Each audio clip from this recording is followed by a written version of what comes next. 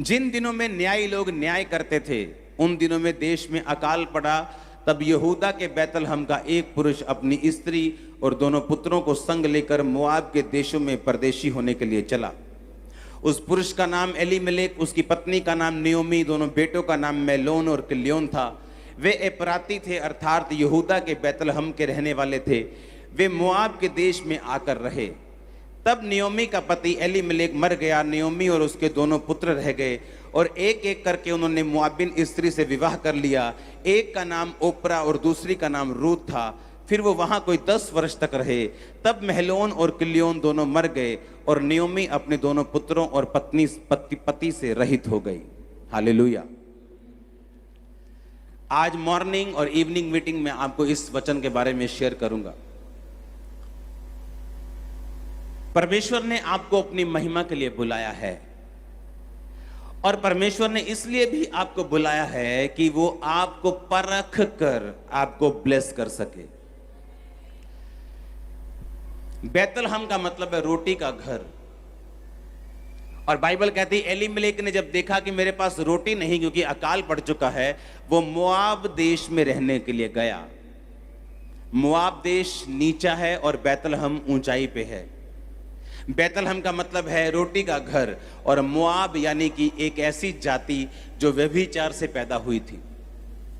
Elimelech ने यह नहीं देखा कि परमेश्वर के घर में अगर अकाल है, अगर परमेश्वर के घर में जिसका नाम ही रोटी का घर है, मुझे रोटी की कमी है, तो भी मुझे पाप की ओर नहीं जाना, मोआब जाति की ओर नहीं जाना जो व्यभिचार से पैदा हुआ है और जिससे परमेश्वर नफरत करता है। लेकिन बाइबल कहती वो आत्मिक नॉनसेंस व्यक्ति था। उसके बच्चों के नाम से मालूम होता है। एक का नाम किल्योन था, दूसरे का नाम महलोन था। एक का नाम है कमजोरी, दूसरे का नाम है बीमारी। एक के नाम का मतलब है कमजोरी, दूसरे के नाम का मतलब क्या है? बीमारी। ऐसा नाम अपने बच्चों का वही रख सकता है जो आत्मिक रूप से बीमार हो और नॉनसेंस व्यक्ति हो। कुछ लोग आत्मा में नॉनसेंस होते हैं, उन्हें लगता है कि ये सब बातों का कोई मतलब नहीं। मैं कोई भी नाम रख दूं, नाम से क्या ले देना, हम कमाएंगे तो खाएंगे, नाम क्या दे देगा। लेकिन वो गलत फहमी में है। नाम का मतलब आपकी लाइफ की डेस्टिनी है। नाम का मतलब उस नाम का पूरा महत्व आपकी लाइफ में रहता है। हालेलुया। मूसा जल में से निकाला गया, इसका नाम मूसा पड़ा। और जब मूसा फंसा तो जल की परीक्षा में फंसकर कनान जाने से रुक गया। ये बहुत डीप बात है, आज मैं इसे नहीं करूंगा आपके साथ। एक नॉनसेंस व्यक्ति ही अपने बच्चों का नाम बीमारी और गरीबी और बीमारी और कमजोरी रख सकता है। वो नॉनसेंस था, इसीलिए परमेश्वर के घर को छोड़ के पाप की ओर चला गया ताकि वो रोटी को कमा सके, अपने परिवार को जिंदा रख सके। और शायद परमेश्वर ने उसे परखा था कि जब मेरे घर में अकाल हो, जब मैं तेरी जिंदगी में अकाल डालूं, जब मैं तेरी जिंदगी में कमी को डालूं, क्या तू अपनी पवित्रताई को, क्या तू अपनी स्पिरिचुअल लाइफ को नीचे की ओर लेके जाएगा? अगर तुझे जरूरत हो, क्या तू वहीं रखेगा जहां तुझे रखनी चाहिए? बाइबल के सबसे बड़े छुटकारों में से एक छुटकारा रूत का होता है। जब बाइबल कहती जब उसका पति मर गया और अपनी सास के साथ वो इज़राइल में और बैतलहम में वापस गई और उसकी जो जेठानी थी वो चली गई। उस जब नियोमी ने कहा कि देखो दोनों बहुओं को कि मैं पति नहीं कर सकती और मेरे बच्चे भी नहीं कि तुम उनकी पत्नियां ठहरो, वापस चले जाओ अपने देश में और वहां पति करो और मुझे छोड़ दो। और बाइबल कहती बड़ी जेठानी जो थी वो छोड़ के चली गई, क्योंकि उसे मालूम था कि बूढ़ी सास के साथ सारी उम्र रहने से अच्छा ये है कि मैं अपने देश में वापस चली जाऊं जहां से आई थी। लेकिन रूत ने कहा तेरे लोग मेरे लोग होंगे, तेरा परमेश्वर मेरा परमेश्वर होगा।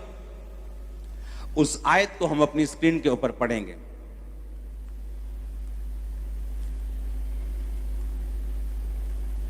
हम पढ़ेंगे 17 आयत को।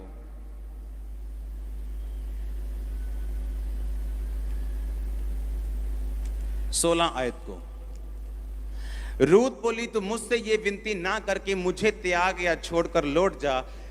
जिधर तू जाए मैं भी जाऊंगी, जहां तू टिके वहां मैं भी टिकूंगी, तेरे लोग मेरे लोग होंगे, तेरा परमेश्वर मेरा परमेश्वर होगा।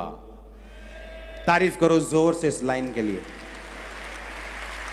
आगे लिखा, जहां तू मरेगी वहां मैं भी मरूंगी, जहां तुझे मिट्टी दी जाएगी वहां मुझे मिट्टी दी जाएगी। यदि मृत्यु छोड़ मैं किसी कारण तुझसे अलग हो जाऊं तो यहोवा मुझसे वैसा ही वर्ण अधिक करे। उसने कहा, तेरे लोग मेरे लोग होंगे, तेरी मुसीबतें मेरी मुसीबतें, तेरा सुख मेरा सुख होगा, तेरा परमेश्वर मेरा परमेश्वर होगा। मैं अगर मोआब में चली गई तो वहां पर मुझे सारे सुख तो मिल जाएंगे, लेकिन यहोवा परमेश्वर की आराधना वहां नहीं होती तो वहां पे परमेश्वर मुझे नहीं मिलेगा। उसने कहा, सिर्फ मौत ही होगी जो तुझे मुझसे अलग कर सकती है। और बाइबल कहती है, रूत ये कहकर अपनी सास के साथ रह गई और एक खेत में सीला बिनने का काम, यानी जब फसल उठाते थे लोग तो जो कुछ रह जाता था उसे उठाने का काम करने लगी।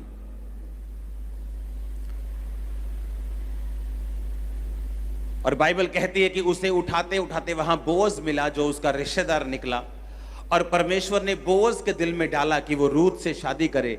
और बाइबल कहती है फिर रूत ने ओबेद को जन्म दिया जो दाऊद का क्या था, हाँ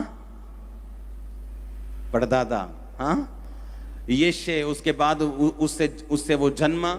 और बाइबल कहती है उसी दाऊद से यीशु मसीह और उसी दाऊद से आप और मैं पैदा हुए।